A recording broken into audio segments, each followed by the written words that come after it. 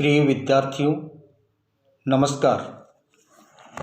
मैं इस वीडियो के माध्यम से बाबर द्वारा लिखी गई उसकी आत्मकथा बाबरनामा का जिक्र करने जा रहा हूँ। बाबरनामा काफ़ी महत्वपूर्ण और ऐतिहासिक ग्रंथ माना जाता है। इतिहास के स्रोत के रूप में, विशेषकर बाबर के समकालीन भारत के रूप में जानकारी देने वाला ये प्रमुख स्रोत माना जाता है। बाबर एक उच्च कोटि का विद्वान था। वह अरबी, फारसी तथा तुर्की भाषा का अच्छा ज्ञाता था। वह तुर्की भाषा का प्रकांड विद्वान था। वह एक श्रेष्ठ कवि भी था। तुर्की भाषा में उसका दीवान एक कविता संग्रह है। वो काव्य कला का एक श्रेष्ठ उदाहरण है। गद्य में लिखे गए ग्रंथ विशेष रूप से उसके गद्य का सर्वश्रेष्ठ और सुंदर उदाहरण उसकी स्वयं की आत्मकथा बाबरनामा है। बाबर द्वारा लिखित बाबरनामा अथवा तुजुक-ए-बाबरी तुर्की भाषा में लिखी हुई है, जो साहित्यिक एवं ऐतिहासिक दोनों दृष्टि से विश्व की श्रेष्ठतम रचनाओं में गिनी जाती है। बाबर के जीवन तथा उसके शासनकाल को जानने का ये सबसे बड़ा स्रोत है। बाबर की इस आत्मकथा ने उसे अमर बना दिया है। बाबर ने अपनी आत्मकथा बाबरनामा की रचना तुर्की भाषा में की है। बाबरनामा की भाषा सरल और प्रभावशाली है। बाबरनामा की शैली स्पष्ट, प्रवाहमयी और स्वाभाविक है। इतिहासकार आनंदीलाल श्रीवास्तव का कथन है कि बाबर की लेखन शैली बड़ी स्पष्ट और सुंदर है। बाबरनामा का ऐतिहासिक दृष्टि से काफ़ी महत्व माना जाता है। ये बहुमूल्य ग्रंथ माना जाता है ऐतिहासिक दृष्टि से। इससे हमें बाबर के जीवन तथा शासनकाल के विषय में पर्याप्त जानकारी मिलती है।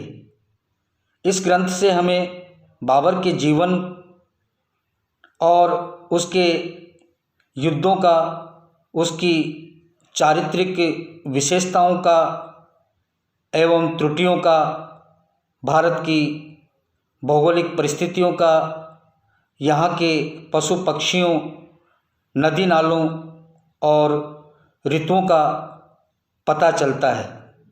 इससे तत्कालीन भारत की राजनीतिक, सामाजिक एवं आर्थिक स्थिति के बारे में जानकारी मिलती है। बाबरनामा से भारत की जलवायु, फलों, फूलों, पहाड़ों, नदियों, वनस्पति और यहाँ के निवासियों, नगरों, गांवों और लोगों की वेशभूषा आदि का ज्ञान प्राप्त होता है। बाबरनामा में भारत के बारे में जो जानकारी मिलती है, उसके अंतर्गत भारत की सामाजिक दशा का और यहाँ की आर्थिक स्थिति का और तत्कालीन राजनीतिक स्थिति का जो उल्लेख मिलता है ऐतिहासिक दृष्टि से, वो काफ़ी महत्वपूर्ण माना जा सकता है। बाबरनामा में सामाजिक दशा का जब हम उल्लेख देखते हैं तो बाबर ने लिखा है कि भारत एक बहुत ही सुंदर देश है। इस देश की पहाड़ियाँ और नदियाँ, इसके वन और मैदान, इसके पशु और पौधे, इसके निवासी और उनकी भाषाएं सब भिन्न प्रकार की है। बाबरनामा के अनुसार भारतवर्ष एक ऐसा देश है जिसमें बहुत कम आकर्षण है। यहाँ के लोग सुंदर नहीं है, यहाँ अच्छे घोड़े और कुत्ते नहीं है, यहाँ बर्फ़, ठंडा पानी, अच्छी रोटी तथा पका हुआ भोजन बाज़ारों में नहीं मिलता है। किसान और निम्न श्रेणी के लोग नंगे फिरते रहते हैं। ये लोग इज्जत ढकने के लिए एक चौथड़ा बांध लेते हैं। इस प्रकार से उसने यहाँ की सामाजिक स्थिति का जिक्र किया है। आर्थिक स्थिति के अंतर्गत हम देख सकते हैं कि बाबर लिखता है कि हिंदुस्तान की सबसे मज़ेदार बात यह है कि यह एक विस्तृत देश है। यहाँ सोने चांदी की विपुलता है। यहाँ प्रत्येक व्यवसाय और उद्योग के असंख्य कारीगर मिलते हैं। बाबरनामा के अनुसार बेहरा से बिहार तक जो प्रदेश बाबर के अधीन थे, उनकी जमा 52 करोड़ रुपए थी। मुसलमान राज्य और हिंदू राज्यों की स्थिति उन्होंने राजनीतिक स्थिति में जिक्र किया है, जिनमें मुसलमान राज्यों में के अंतर्गत उसने दिल्ली, गुजरात, बहमनी राज्य, मालवा और बंगाल का उल्लेख किया है। हिंदू राज्यों के अंतर्गत बाबरनामा में बाबर ने विजयनगर और मेवाड़ का उल्लेख किया है, जो काफ़ी महत्वपूर्ण माना जा सकता है। इस प्रकार से हम देखते हैं कि बाबरनामा के द्वारा हमें ऐतिहासिक और बहुमूल्य जानकारियाँ प्राप्त होती है।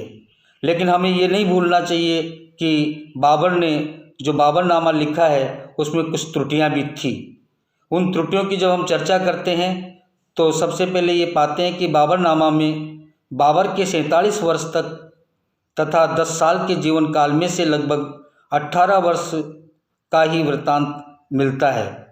दूसरी जो उसकी त्रुटि मिलती है वो है बाबरनामा में खानदेश, उड़ीसा, सिंध, कश्मीर आदि राज्यों का उल्लेख नहीं मिलता है।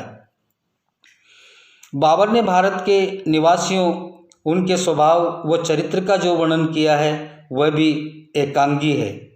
और बाबरनामा में हमें बाबर की शासन प्रणाली के बारे में जानकारी नहीं मिलती है। पानीपत के प्रथम युद्ध के बारे में बाबर ने अपनी सेना की संख्या 8000 दी है और इब्राहिम लोदी की सेना की संख्या 1,20,000 दी है। ये आंकड़े अविश्वसनीय प्रतीत होते हैं। तो इस प्रकार से हम देखते हैं कि कुछ त्रुटियों के होते हुए भी बाबरनामा ऐतिहासिक दृष्टि से अत्यंत महत्वपूर्ण ग्रंथ है। भारतीय ऐतिहासिक सामग्री का यह एक प्रमुख स्रोत है। सत्यता और स्पष्टवादिता के गुण के कारण बाबरनामा एक विश्वसनीय ऐतिहासिक ग्रंथ बन गया है। तो हमने ये बाबरनामा जो बाबर की आत्मकथा थी उसके बारे में आपको संक्षिप्त जानकारी इस वीडियो के माध्यम से प्रदान की है। धन्यवाद।